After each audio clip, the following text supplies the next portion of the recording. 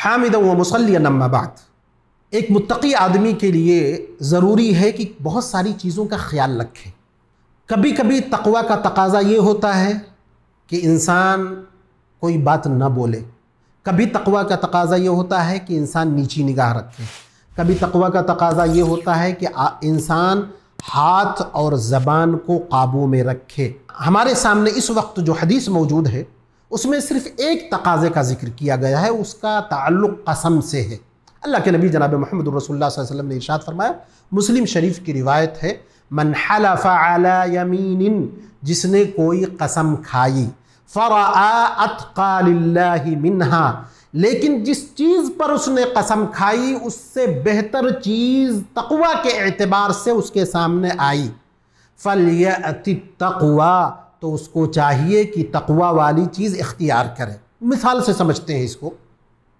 मिसाल के तौर पर मेरा कोई रिश्तेदार है जिसका मैं ताउन करता हूँ, किसी चीज़ पर मैं गुस्सा हुआ और उससे ये कहा कि अल्लाह की कसम तुम्हारी मदद आइंदा नहीं करूँगा। अब ये कसम मैंने खा ली, तो हमको क्या करना है? एक तरफ उसका नुकसान है और मेरा भी नुकसान है कि मैं सवाब से महरूम रह रहा हूँ। दूसरी तरफ मैंने कसम भी खा ली है, कसम जो हमने खाई है अगर उसको का ताउन करते हैं तो कसम की तरफ से फंस जाता हूँ, और अगर मदद नहीं करता हूँ तो सवाब से महरूम रह जाता हूँ। तो इस वक्त क्या करूँगा? इस हदीस में उसकी तालीम मौजूद है कि अपनी कसम तोड़ दो, उसका ताउन करते रहो। इसको मैं आप लोगों के सामने दो और मिसालों से वाज़े करता हूँ। अल्लाह के नबी जनाब मोहम्मद रसूलुल्लाह सल्लल्लाहु अलैहि वसल्लम ने एक बार शहद से या इस तरह लौंडी से के पास जाने से कसम खा लिया था। सूरह तहरीम में पूरा वाक़या मौजूद है। तो अल्लाह के नबी सल्लल्लाहु अलैहि वसल्लम को अल्लाह की तरफ से तलकीन आई, क़द फ़रदल्लाहु लकुम तहिल्लत अयमानिकुम, ऐ नबी जो कसम आपने खाई है गलत है, कसम तोड़ दो और उसका तरीक़ा यह है कि कसम का कफ़ारा अदा कर दो और जो अच्छा काम है उसको अपना लो।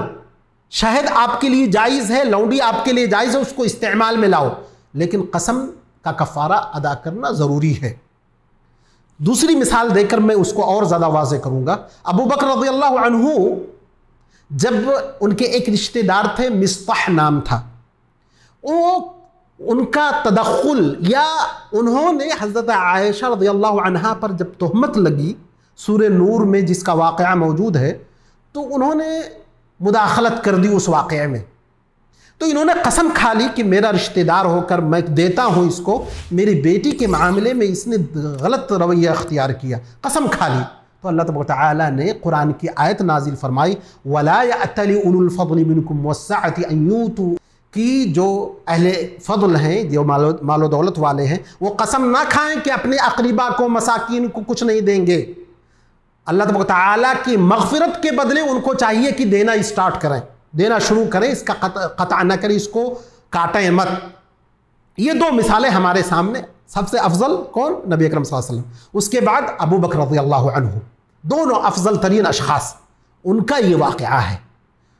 अब आइए देखते हैं हमको करना क्या है।